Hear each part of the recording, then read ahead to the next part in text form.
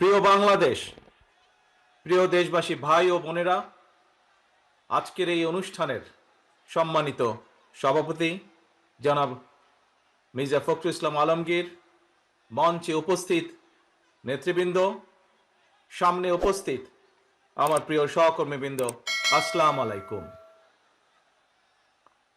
বাংলাদেশের বীর ছাত্র জনতা, নারী, শিশু, কৃষক, শ্রমিক, সকল শ্রেণী পেশার মানুষ, সর্বস্তরের জনগণ বিশ্বকে দেখিয়ে দিয়েছে বাংলাদেশের জনগণ বন্দুকের সামনে বুক পেতে দিতে রাজি, তবুও তারা স্বৈর শাসনকে মেনে নিতে রাজি নয়।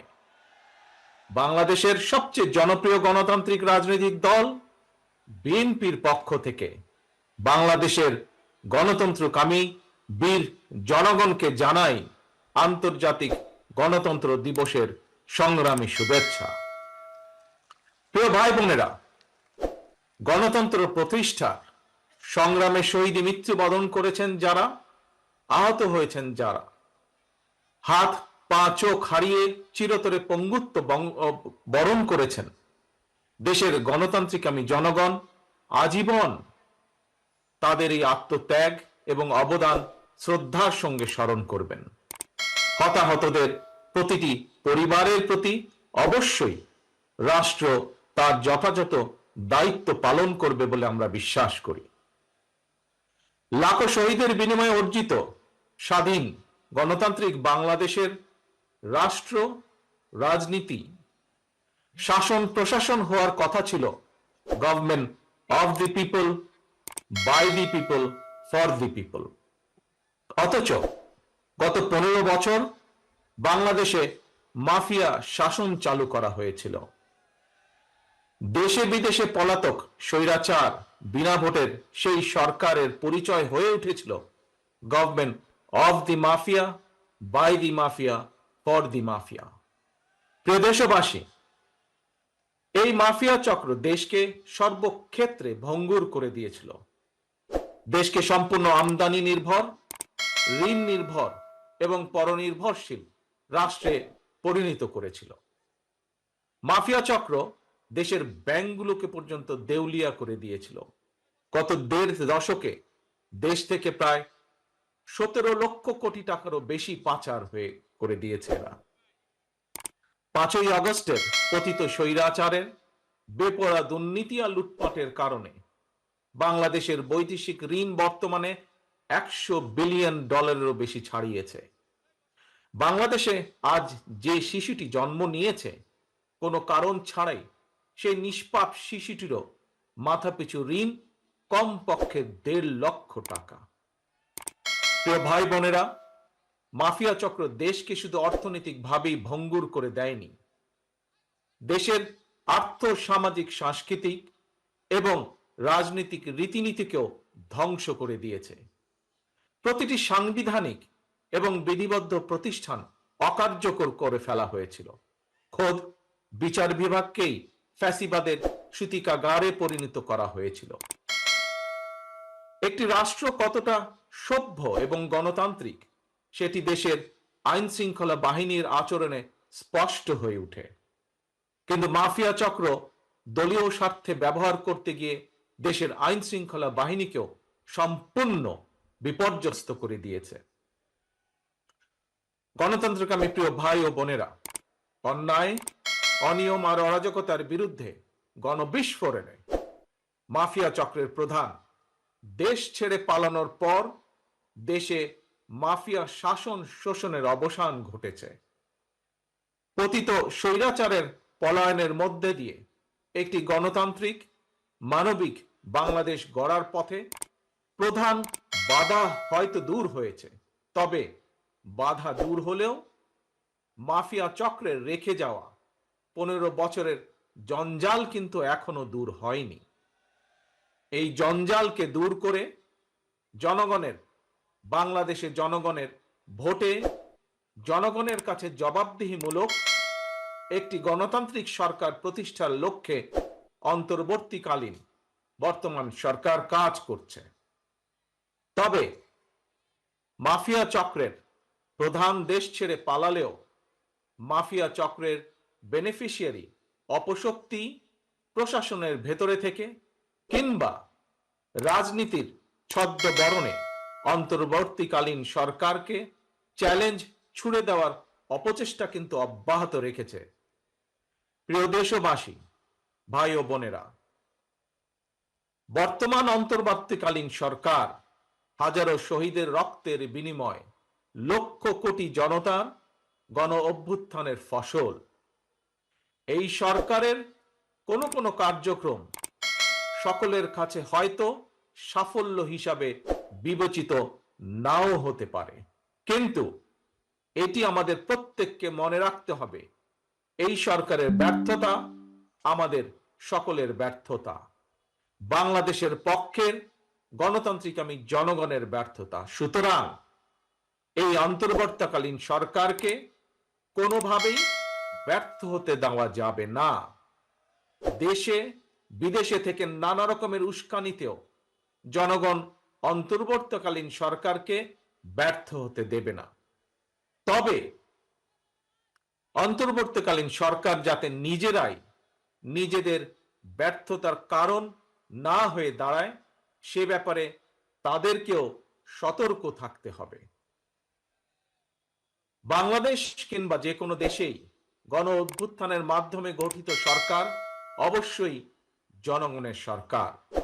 তাই জনগণ অন্তর্বর্তীকালীন সরকারের প্রতি সহযোগিতা অব্যাহত রেখেছে, রাখবে। তবে কোনো এক পর্যায়ে অন্তর্বর্তীকালীন সরকারের জবাবদিহিতাও কিন্তু নির্বাচিত সংসদের মাধ্যমেই নিশ্চিত করা হয়। সুতরাং জনগণের রাজনৈতিক ক্ষমতায়নের মাধ্যমে একটি নির্বাচিত সংসদ এবং সরকার প্রতিষ্ঠায় অন্তর্বর্তীকালীন সরকারের সকল সংস্কার কার্যক্রমের প্রথম এবং প্রধান টার্গেট হওয়া জরুরি। এজন্যই আমরা মনে করি অগ্রাধিকার ভিত্তিতে জনগণের ভোটে নির্বাচিত প্রতিনিধিদের দ্বারা জবাবদিহিমূলক সরকার এবং সংসদ প্রতিষ্ঠার লক্ষ্যকে সামনে রেখেই সংস্কার কার্যক্রম এগিয়ে নেওয়া দরকার।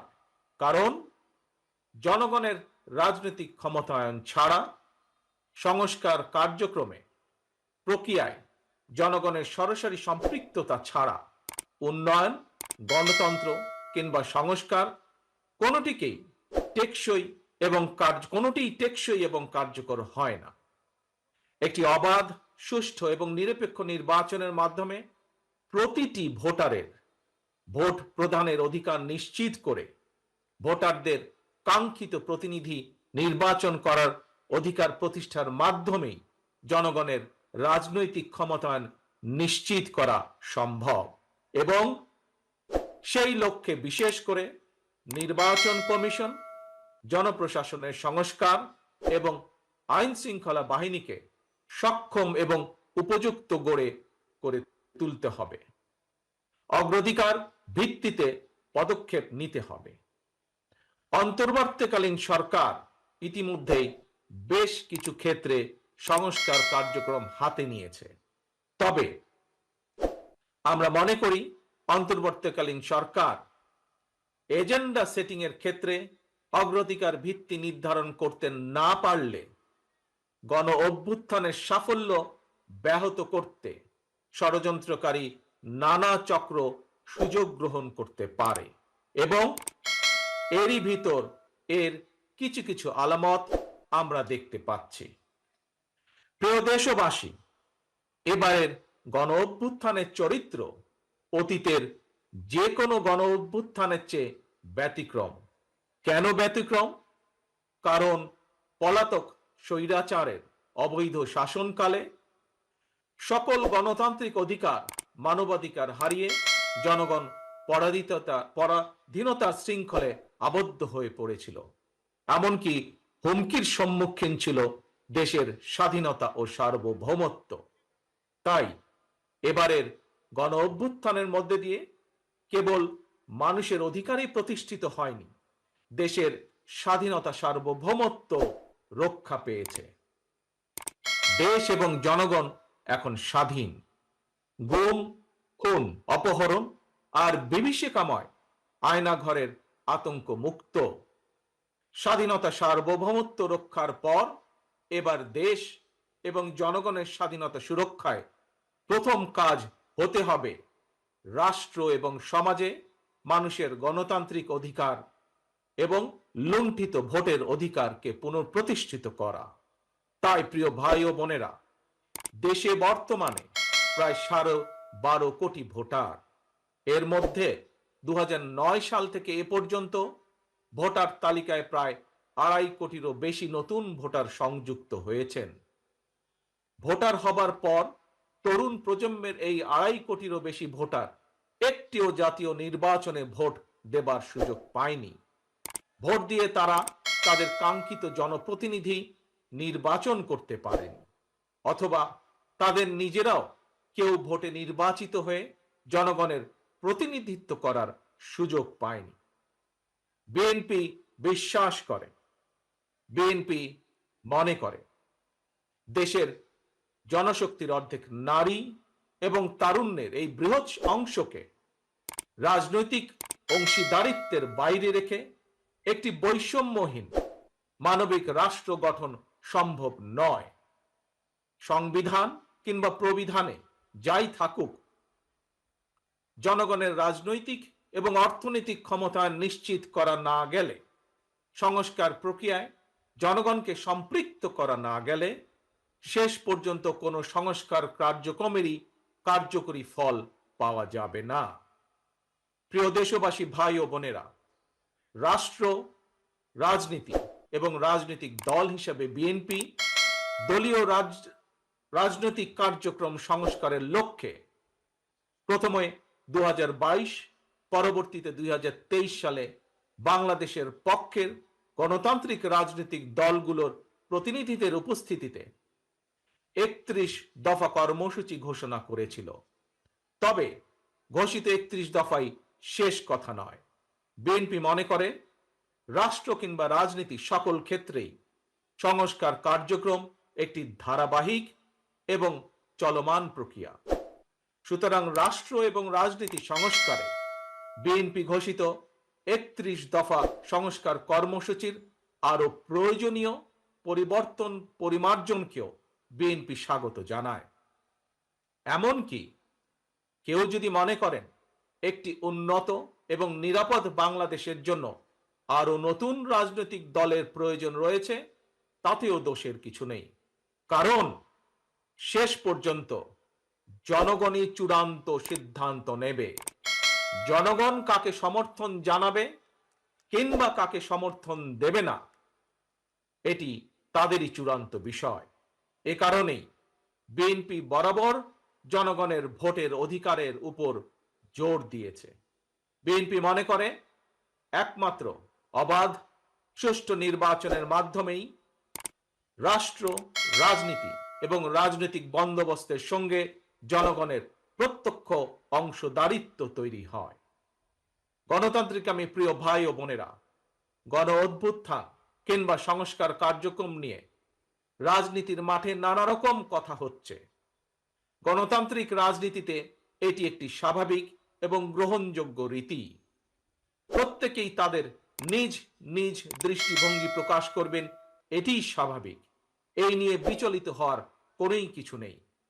একজন রাজনৈতিক কর্মী হিসাবে আমি বিশ্বাস করি ফৌজদারি অপরাধের বিচার যেমন বিচারিক আদালতে হয়, ঠিক তেমনি রাজনৈতিক কর্মকাণ্ড কিংবা রাজনৈতিক আচরণের বিচার হয় জনগণের আদালতে। আমি আগেও বলেছি, আজ আবারও আপনাদের সামনে বলতে চাই, ক্ষমতার পরিবর্তন মানে শুধু রাষ্ট্র ক্ষমতার হাত বদল নয়। ক্ষমতার পরিবর্তন মানে রাষ্ট্র এবং রাজনীতির গুণগত পরিবর্তন। তাই প্রতিটি রাজনৈতিক নেতাকর্মীর মনে রাখা প্রয়োজন, রাজনীতির গুণ পরিবর্তনের জন্য রাজনৈতিক দলের নেতাকর্মীদের আচার আচরণেও গুণগত পরিবর্তন জরুরি। সুতরাং আমার আহ্বান, কোনো প্রলোভন কিংবা উস্কানিতে বিভ্রান্ত না হয়ে জ্ঞানভিত্তিক রাষ্ট্র, এবং সমাজের নেতৃত্ব দানের জন্য নিজেদেরকে প্রস্তুত করুন। গণতান্ত্রিক আমি প্রিয় ভাই ও বোনেরা, হাজারো শহীদের রত্ন স্নাত এই রাজপথে আজ আপনাদের এই স্বতঃস্ফূর্ত উপস্থিতির অর্থ জনগণের কাঙ্ক্ষিত বৈষম্যহীন বাংলাদেশ গড়ার এই যাত্রা পথে বাংলাদেশের পক্ষের শক্তিকে আরো কিছু পথ পাড়ি দিতে হবে। তবে সেই পথ অবশ্যই নয় সন্ত্রাস, সংঘর্ষ, প্রতিশোধ কিংবা প্রতিহিংসা, বরং সেই পথ হবে ধৈর্য, সহনশীলতা এবং সমঝোতা। প্রিয় ভাই বোনেরা, সবশেষে বলতে চাই, সংস্কার কার্যক্রমের পথ ধরে নির্বাচনী রোড ম্যাপে উঠবে আমাদের প্রিয় বাংলাদেশ। সুতরাং আসুন আমরা সবাই কাজের মাধ্যমে জনগণের বিশ্বাস, জনগণের ভালোবাসা অর্জন করি, জনগণকে সঙ্গে রাখি, জনগণের সঙ্গে থাকি। আল্লাহ হাফেজ। বাংলাদেশ জিন্দাবাদ। বাংলাদেশ জাতীয়তাবাদী দল জিন্দাবাদ।